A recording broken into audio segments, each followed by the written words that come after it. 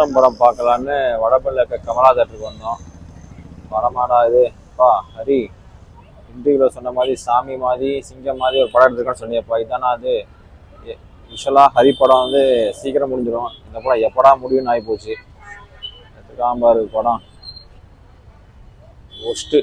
கமலா தேட்டரும் ஒஸ்ட்டாக இருக்குது, படமும் ஒஸ்ட்டாக இருக்குது. என்ன சொல்கிறேன்னு தெரில. யூஸ்வலாக நான் ஏதாவது மல்டிப்ளெக்ஸ் தேட்டர் தான் போவேன். இந்த வாட்டி கமலா தேட்டருக்கு போகலாமான்னு வந்தேன். Very worst. டீசரில் போட்ட மாதிரி ரத்னம் படம் வைக்கிற பேர்லாம் ரத்தம்னே படம் பேர் வச்சிடலாம். ஸ்டார்டிங்லேருந்து எண்டிங் வரைக்கும் கழுத்தறுத்தே கொள்கிறாங்க.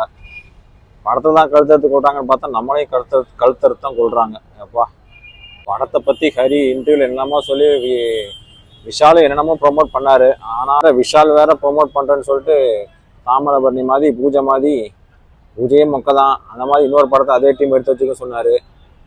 இதானா அந்த மொக்கை? போதுண்டா சாமி.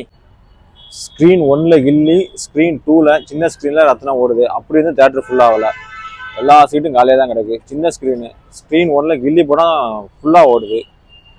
இந்த படத்தை இப்படியே போனால் ஃபஸ்ட்டு ஷோவில் ஒரு 12 மணி ஷோ போட்டாங்க, அதுவும் கூட்டம் கம்மியாக தான் இருந்துச்சு. 3 மணி ஷோ போனேன், சொல்கிற மாதிரி எல்லா சீட்டும் காலியாக தான் கிடக்குது. என்ன பண்ணுறது? இந்த படத்தை பற்றி ஆறுதலாக பேசணுன்னா ஒன்று தான். படத்தில் ஸ்டார்டிங்கில் ஒரு பாட்டு வரும், அதுவே இந்த படத்தை பற்றி ஃபுல்லாக சொல்லிடும். டோன்ட் வரி, படம் அப்படி தான் இருக்கும், எது வந்தாலும் கவலைப்படாதீங்க, இந்த பாட்டு தான் அது. டோன்ட் வரி டா மச்சி, இதை விட எத்தனையோ கஷ்டம் பார்த்தாச்சு.